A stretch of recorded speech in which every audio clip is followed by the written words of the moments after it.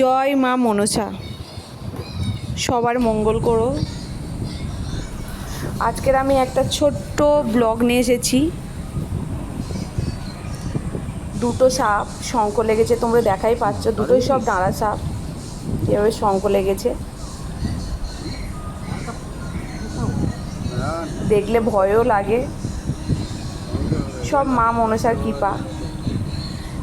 সামনে ভাদ্র মাস আসছে, ভাদ্র মাসে কম বেশি সবার বাড়িতে প্রায় রান্না পুজো হয়, আমাদের বাড়িতেও হয়।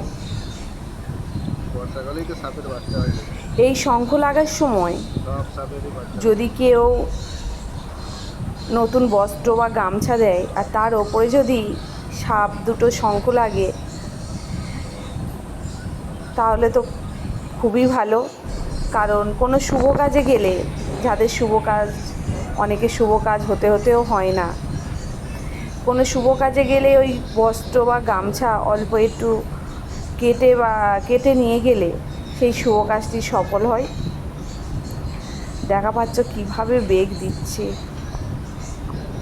আমার তো দেখে ভয় লাগছে।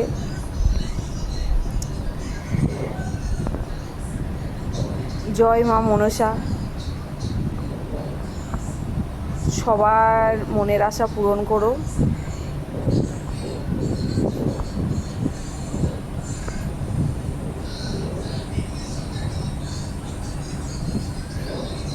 আর সবাই যেন ভালো থাকে, আশীর্বাদ করো। সবাই ক্যামেরা বন্দি করছে এই সুন্দর মুহূর্তটা।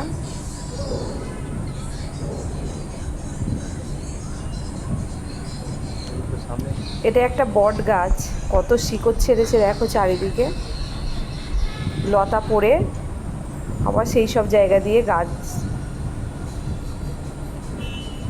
তো এই বট গাছের নিচে সাপ দুটো শঙ্খ লেগেছে।